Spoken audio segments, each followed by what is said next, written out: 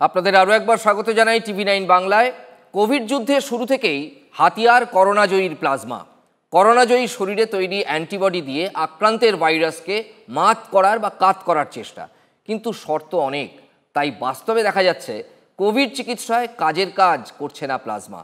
না রোগ গুরুতর হওয়া থেকে আটকানো যাচ্ছে, না মৃত্যু কমছে। ল্যান্সেটে প্রকাশিত গবেষণায় ফের উঠে এলো সেই তথ্য। সূত্রের খবর, বিভিন্ন গবেষণা থেকে পাওয়া তথ্য সামনে রেখে কোভিড চিকিৎসার যে প্রোটোকল রয়েছে সেই প্রোটোকল থেকে কনভলসেন্ট প্লাজমা বাদ দিতে পারে ICMR। সোশ্যাল মিডিয়ায় প্লাজমা চেয়ে আর্জির নমুনা ভুরি ভুরি। রাজ্যে রাজ্যে প্লাজমা নিয়ে কালোবাজারিও নেহাত কম নয়। করোনাজয়ীর প্লাজমায় থাকা অ্যান্টিবডি আক্রান্তের শরীরে করোনা দমন করবে, এটাই উদ্দেশ্য। কিন্তু সত্যিই কাজ করছে কি প্লাজমা? উত্তর না।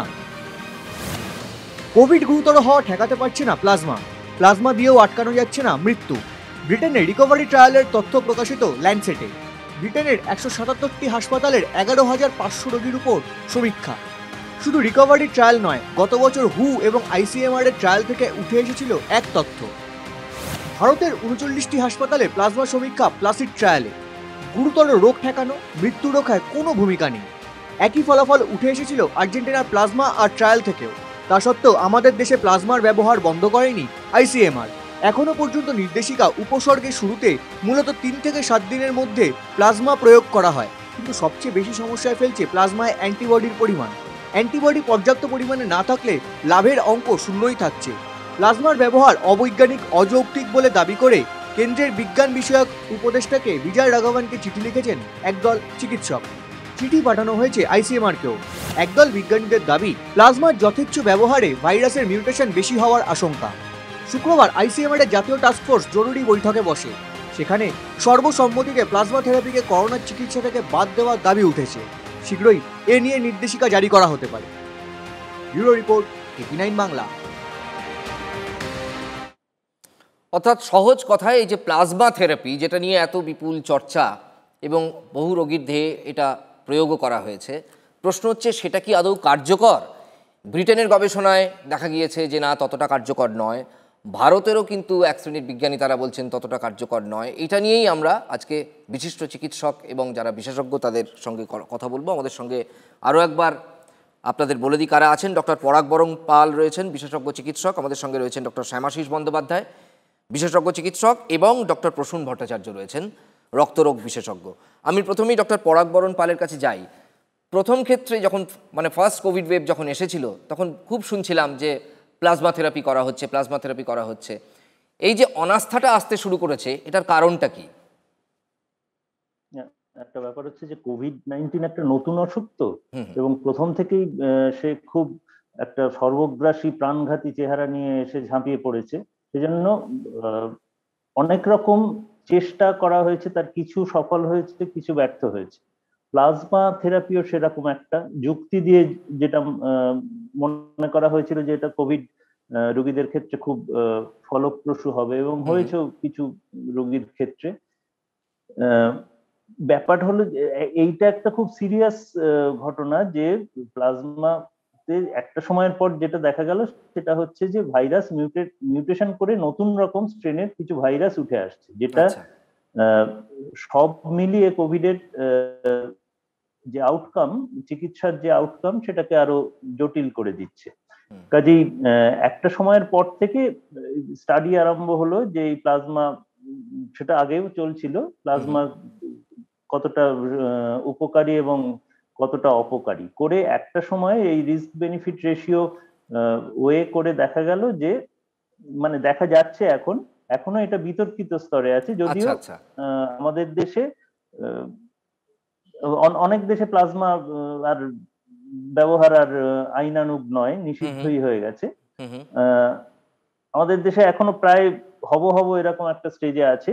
কিন্তু এই বিতর্কগুলো থাকবে। বিভিন্ন একটা নতুন অসুখের ক্ষেত্রে কিছু ওষুধকে প্রয়োগ করে দেখা হবে, তারা ফলপ্রসূ হবে না। এই জিনিসগুলো চলবেই, কেননা এটা নিয়ে তো আমাদের, এটা টাইফয়েড বা ম্যালেরিয়া বা টিবি নয় যে এটা নিয়ে আমাদের 200 বছরের একটা এক্সপিরিয়েন্স আছে, অনেক স্টাডি আছে। এটা নতুন 1 বছর 2 বছর পুরনো একটা অসুখ। কাজেই এতে এইরকম কিছু জিনিস ডামাডোল চলতেই থাকবে। প্লাজমা এই মুহূর্তে যা এভিডেন্স আমাদের সাজেস্ট করছে তাতে প্লাজমা ব্যবহার থেকে আমাদের বিরত থাকতে হবে। ওকে, ডক্টর শ্যামাশীষ বন্দ্যোপাধ্যায়ের কাছে আসি। যখন সার্বজনীন হবে তখন আরোই শিওর শিওর, আপনার কথা শুনলাম। ডক্টর বন্দ্যোপাধ্যায়ের কাছে আসি। আমরা মনে করতে পারছি যে ডক্টর ফুয়াদ হালিম তিনি প্রায় 6 বার করোনা থেকে সেরে ওঠার পর প্লাজমা ডোনেট করেছেন। প্রশ্ন হচ্ছে, যারা এত উদ্যোগী হয়ে প্লাজমা ডোনেট করেছিলেন এবং সেই সময় কি তাহলে ধারণাটা একেবারে অন্য রকমের ছিল, মানে চিকিৎসক মহলেই? দেখুন, সমস্যা হচ্ছে যে রিকভারি ট্রায়ালের রিক্রুটমেন্ট প্রসেসটা বলতে পারবো না, কিন্তু আমাদের দেশে যে প্লাসিড ট্রায়াল হয়েছিল প্লাজমার আইসিএমআর এর গাইডলাইন, তাতে আপনি যদি ট্রায়ালটাকে আরো ভালো করে দেখেন তাহলে দেখবেন যে পেশেন্টরা প্লাজমা পেয়েছিলেন বেশ কিছুদিন পরে। মানে সেই সময় কনসেপ্ট ছিল যে অসুখ একদম খুব অনেকটা খারাপ না হয়ে গেলে প্লাজমা দেওয়া হতো না। 1 নম্বর, প্লাজমা পাওয়া যেত না তখন। সবে প্লাজমা আপনার কোভিড রোগী সারবেন তবে তো তারা প্লাজমা দেবেন। সেই তো। সো যখন অসুখ শুরু হচ্ছে তখন আপনি প্লাজমা পাবেন কোথায়? অ্যাটলিস্ট মাস 2 যাবে তবে আপনি প্লাজমা পাবেন। সো সেই জন্যে প্লাজমা পাওয়াও যেত না। এই ফুয়াদের মতো ছেলেরা এরকম প্রচুর আমাদের হাসপাতালে, সমুদ্র বলে একজন আছেন আমাদের ওখানে, উনি প্রচুর পেশেন্ট পাঠিয়েছেন প্লাজমা দেবার জন্য। তো এরকম ভলেন্টিয়াররা প্লাজমা দিত, আমাদের অনেক স্টাফ প্লাজমা দিয়েছে। এবার আলটিমেটলি ট্রায়ালেতে যে সময়ে প্লাজমাটা অ্যাপ্লাই করা হয়েছিল আমাদের দেশে সেটা অনেক পরে। আচ্ছা। যার ফলে দেখা গেছিল সেই ট্রায়ালেও যে পেশেন্টরা একবার একটা সার্টেন ডিগ্রি অফ খারাপ হয়ে যাওয়ার পরে আর প্লাজমা পেয়ে কোনো উন্নতি হচ্ছে না। বেশ। সেই জন্য আইসিএমআর এর কারেন্ট গাইডলাইন ছিল যে আপনাকে 10 দিনের মধ্যে প্লাজমাটা ইউজ করতে হবে এবং আপনাকে মানে early to moderate plasma use করতে হবে, সিভিয়ার প্লাজমা ইউজ করে কোনো লাভ নেই ইত্যাদি। মানে সেক্ষেত্রে কি ডক্টর ব্যানার্জি, সেক্ষেত্রে কি অ্যান্টিবডির সক্রিয়তাটা নষ্ট হয়ে যাচ্ছিল, মানে এই যে টাইম ফ্রেমটা? না, যেটা হচ্ছিল সেটা হচ্ছে যে আপনার ডিজিজ একটা সার্টেন ডিগ্রিতে প্রোগ্রেস করে গেলে তখন প্লাজমা যেভাবে কাজ করে, যেভাবে ইন্টারলিউকিন 6 মনোসাইট সাপ্রেস করে যেভাবে করেন, সেটাতে আর লাভ হচ্ছিল না। ওকে। এবার আর্লি প্লাজমাতে কিন্তু লাভ হয়েছে অনেকের অ্যানেকডোটালি। আবারও বলছি অ্যানেকডোটালি কথা মানে এটা ক্লিনিক্যাল ট্রায়ালের বাইরে, ডে টু ডে এক্সপিরিয়েন্স। এবার তাতে যেটা হয়েছে সেই ডেটাগুলো তো ক্যাপচার হয়নি সেইভাবে। আচ্ছা। আর আরেকটা জিনিস হয়েছে যে যারা প্লাজমা ডোনেট করেছেন তাদের সবাইকার অ্যান্টিবডি রেসপন্স এক হয়নি। কোভিড হলো, হয়ে অ্যান্টিবডি সার্টেন একটা লেভেলের টাইটার হলো, তারপরে সে প্লাজমা ডোনেট করতে এলিজিবল হলো।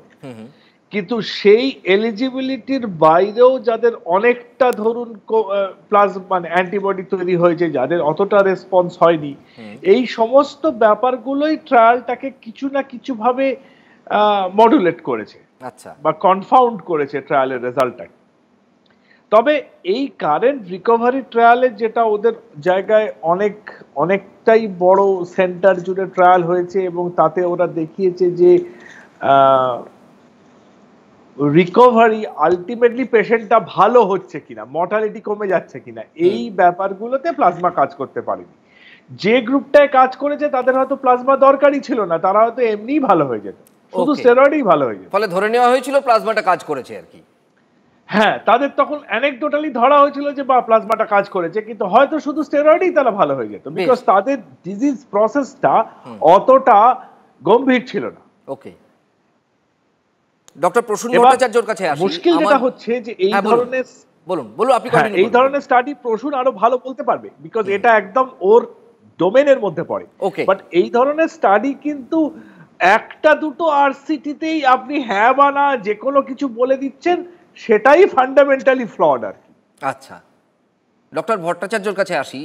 মানে আমি বলছি এই গিভেন টাইমে যখন প্লাজমা থেরাপি নিয়ে কিছুটা সংশয়ের বাতাবরণ তৈরি হয়েছে, যেটা ততটা কার্যকর নয়, এরকম একটা সময়ে এখন বিভিন্ন হাসপাতালে যারা ভর্তি রয়েছেন তারা ঠিক কি করবেন? ধরে নিন কোনো চিকিৎসক বা কোনো নার্সিংহোম বা হসপিটাল বললো আপনার প্লাজমা থেরাপি করাতে হবে, এবার তিনি খবরে দেখলেন যে এটা খুব কার্যকর নয়, ফলে এখানে কি কোনো কনফিউশন তৈরি হবে?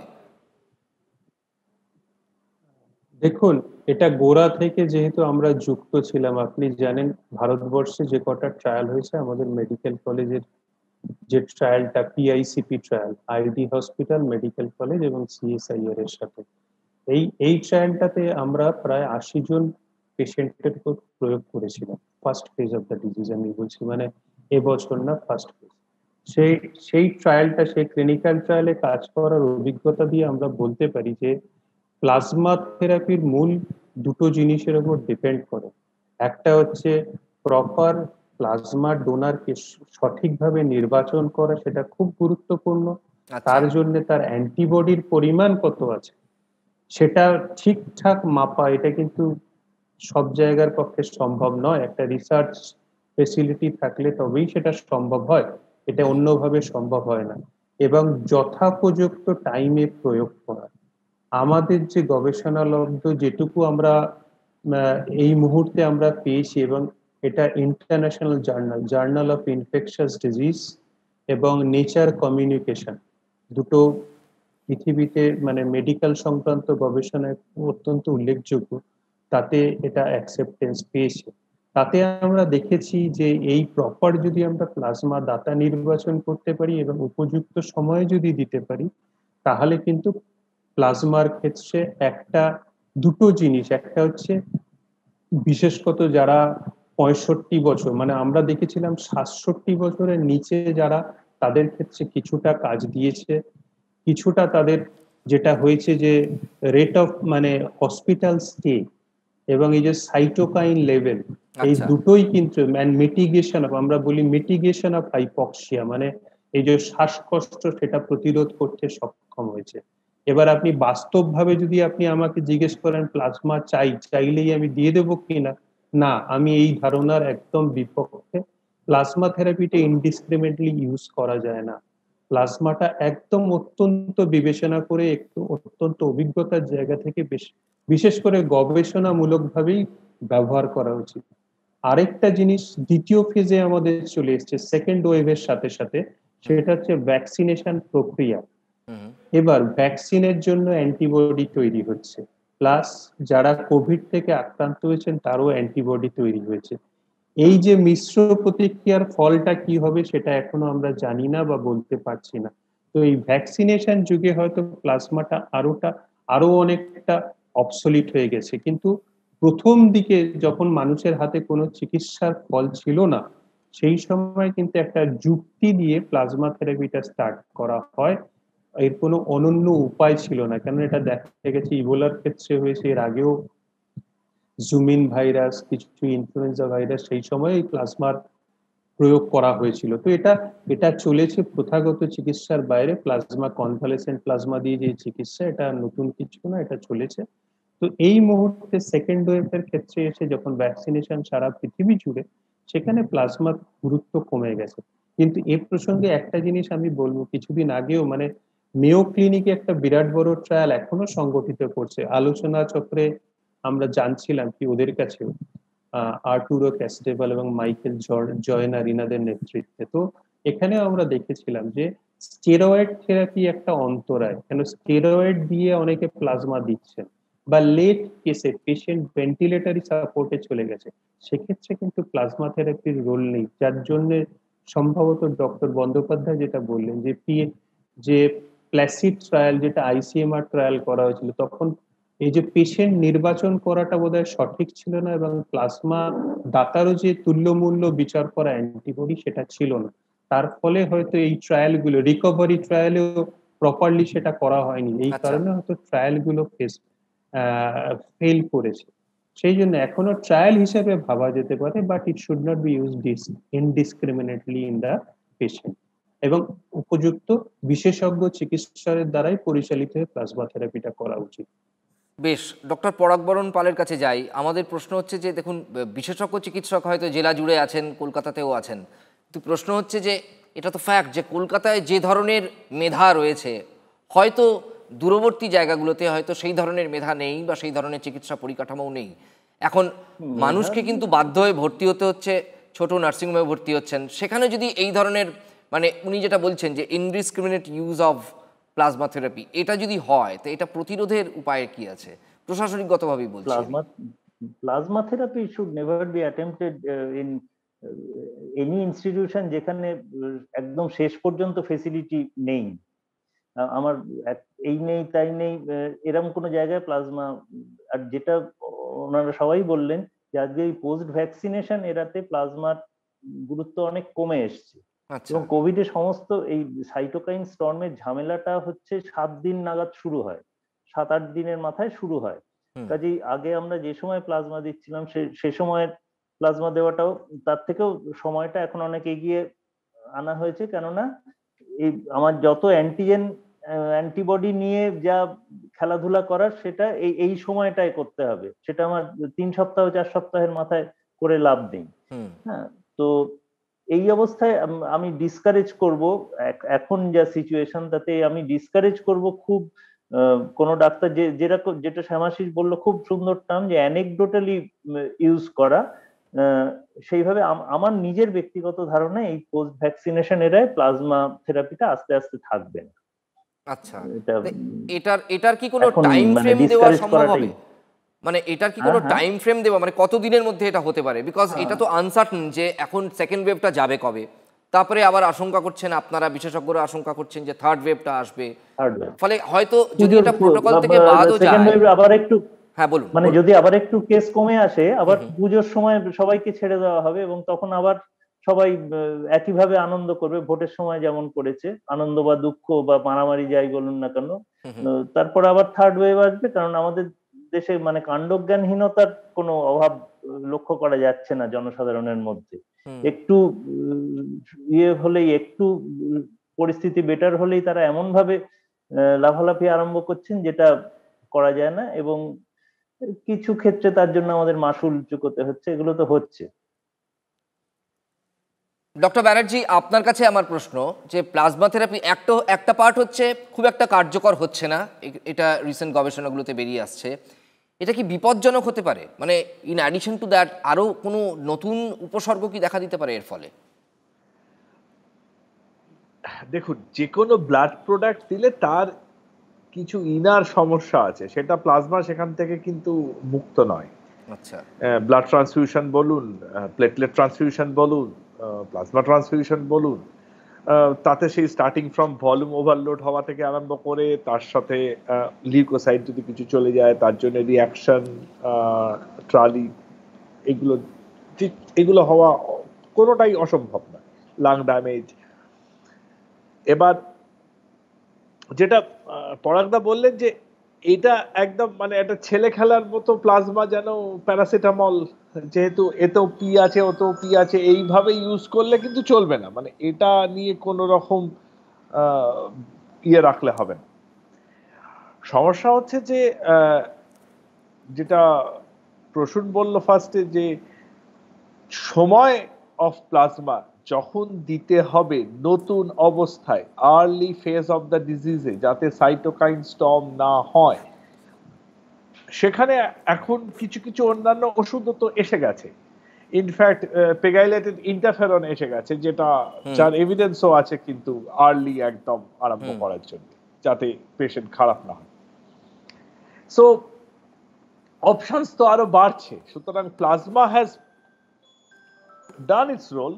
ওকে, এবারে অন্যান্য অপশন গুলো আছে হাতে, এবং যেটা প্রসূন বলল যে একদম স্টাডি হিসাবে, যেমন প্রসূনদের institute, Calcutta medical college hematology বিভাগ, ট্রান্সফিউশন মেডিসিন বিভাগ খুব উন্নত। আপনারা কতটা জানেন আমি জানি না, বাট খুব উন্নত। আচ্ছা, সো ওরা একটা এরকম স্টাডি করতেই পারে for next 6 months, picking up the right patient to give plasma and see what happens, and placebo control. আচ্ছা, সেটা করে হয়তো এরকম 3-4টে স্টাডি করলে হয়তো একদিন না একদিন আপনারা আমরা সবাই এর উত্তর পাবো। ওকে, কারেন্টলি প্লাজমা ছাড়াও অপশন আছে, আর একদম লাস্ট স্টেজে প্লাজমা দেবেন না, বিকজ ওখানে প্লাজমা কাজ করবে। ওকে, যেটা কারেন্ট কনসেপ্ট যে আর কিছু পাওয়া যাচ্ছে না, দৌড়ে একটা প্লাজমা নিয়ে এসো, ওখানে প্লাজমা কাজ করবে না।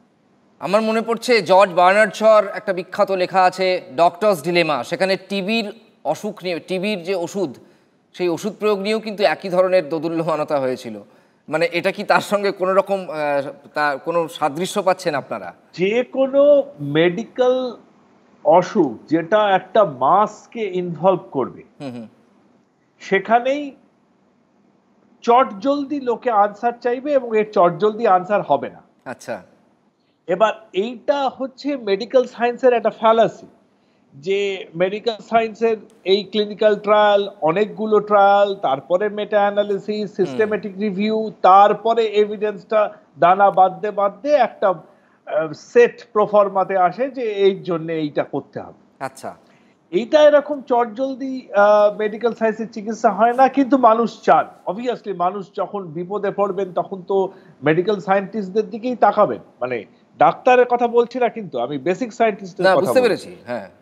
এবার তাদের দিকেই তাকাবেন যে তারা একটা রাস্তা দেখাবেন, এবার আমরাও তাদের দিকে তাকাবো যে তারা রাস্তা দেখাবেন, এবং এইভাবেই সায়েন্স গ্রো করে। এবং এটা একদম নর্মাল একটা প্রসেস যেখানে সায়েন্স গ্রো করবে।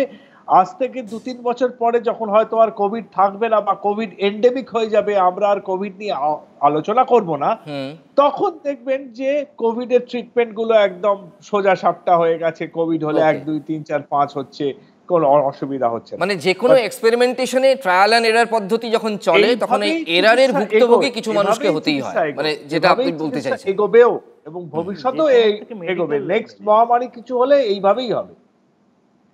ওকে, ডক্টর ভট্টাচার্যর কাছে একবার যাই। আমার কথা হচ্ছে তামাম চিকিৎসক মহল যারা দেখছেন এই অনুষ্ঠান, আজকে যারা TV9 বাংলার সামনে রয়েছেন, সাধারণ মানুষ, তাদের প্রত্যেকের উদ্দেশ্যে আপনি কি পরামর্শ দেবেন একজন স্পেশালিস্ট হিসেবে?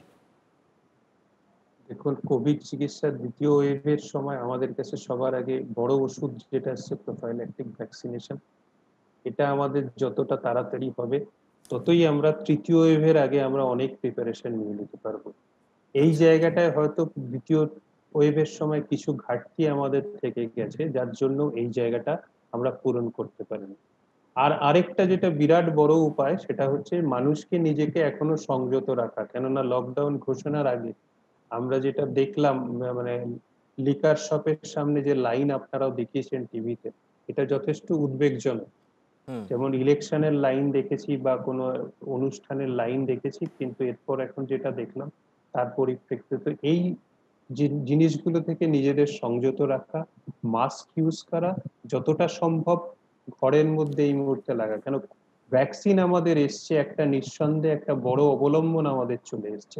সেটা যত তাড়াতাড়ি আমরা পারবো, সরকার থেকে পারবে, যত তাড়াতাড়ি ভ্যাকসিনের এটা সবাইকে নিতে হবে। এখানে আর কোনো বাজ বেছের আমি এই ভ্যাকসিন নেব না ওই ভ্যাকসিন নেব, there should be no choice in that. কেন সব কটা ভ্যাকসিনই কিন্তু গুরুত্বপূর্ণ, যে ভ্যাকসিন যেটা অ্যাভেলেবল হবে সেটাই নিয়ে নেওয়া। There should be no choice আপনি বলছেন। হ্যাঁ, আমরা এরকম কিন্তু আমরা বাস্তবিক রাস্তাঘাটে কিন্তু দেখলাম, এরকম শুনছিলাম, এবং নিজেদের পরিচিত মহলের মধ্যেও যে কোভ্যাক্সিনটা এলে তারপর নেব, এরকমও শুনছিলাম।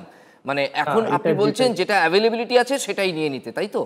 মানে যেটা অ্যাভেলেবল, মানে ফার্স্ট ডোজটা কোভ্যাক্সিন নিলে ফার্স্ট সেকেন্ড ডোজটাও কোভ্যাক্সিন, এটা যেহেতু মিশ্রণ না হয়, ওকে, এখানে চয়েস করা না আমি এটা নেব বা ওটা নেব। ওকে, ডক্টর ভট্টাচার্য, আমি আপনাকে দিয়েই এই অনুষ্ঠান আজকে শেষ করতে চাইবো। আমার শেষ প্রশ্ন আপনার কাছে, যে আমরা যে টাইম ফ্রেমের মধ্যে দিয়ে এখন যাচ্ছি, এই যে বলা হচ্ছে যে ইন্ডিয়ান মিউট্যান্ট, যদিও ভারত, মানে ইন্ডিয়ান মিউট্যান্ট তার নাম দেওয়া হচ্ছে না, কিন্তু ভারত থেকে এই মিউট্যান্টটা নাকি ছড়িয়েছে, ইন্ডিয়ান স্ট্রেন।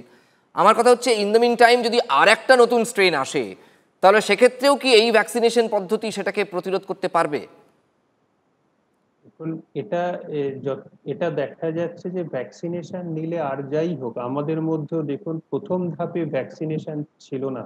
যত চিকিৎসা কর্মী এবং ফ্রন্টলাইন ওয়ার্কার, নার্স বা অন্যান্য যতটা এফেক্টেড হয়েছেন এবং তার যত পাঁচটা মারা গেছেন, আজ দ্বিতীয় ধাপে এসে কিন্তু আমরা দেখতে পেয়েছি যে কোনো ভ্যাকসিনই যত মিউট্যান্ট আসুক তার একটা প্রোটেকশন আমাদের দিয়েছে, আমাদের মনোবলও বাড়িয়েছে, মানসিক সাহস রেখেছে। We are vaccinated, so now we can fight the disease. তো এই জিনিসটা দুদিক দিয়েই আমাদের কাজ করে। আর সব থেকে বড় কথা হচ্ছে নিজস্ব ইমিউন সিস্টেম, সেটা যত সঠিক থাকবে যত মানে, এবং তার সাথে যদি ভ্যাকসিনেশনের স্টিমুলেশন হয়, ভ্যাকসিনেশনটা ইমিউন সিস্টেমকে স্টিমুলেট করে, আমার মনে হয় যত ভেরিয়েন্টই আসুক একটা নির্দিষ্ট জায়গায় আমাদের সকলের মধ্যে একটা হার্ড ইমিউনিটি গ্রো করবে এবং আমরা এগুলোকে প্রতিহত, হয়তো দ্বিতীয় ফেজের পর তৃতীয় ফেজে এলে আমরা যদি ভ্যাকসিনেশন সমস্ত কিছু করতে পারি, আমরা নিশ্চয়ই প্রতিহত করতে পারবো। থ্যাংক ইউ আপনাদের প্রত্যেককে, অসংখ্য ধন্যবাদ। আমাদের সঙ্গে এতক্ষণ ছিলেন ডক্টর পরাগ বরণ পাল, ডক্টর শ্যামাশিস বন্দ্যোপাধ্যায় এবং ডক্টর প্রসূন ভট্টাচার্য। আপনারা তিনজন যে জানালেন তাতে নিশ্চয়ই আমাদের দর্শকরা অনেক বেশি সমৃদ্ধ হলেন। আমরা আপাতত এই অনুষ্ঠান এখানেই শেষ করছি, হোয়াট বেঙ্গল থিংস টুডে। আপনাদের তিনজনকেই ধন্যবাদ জানাই।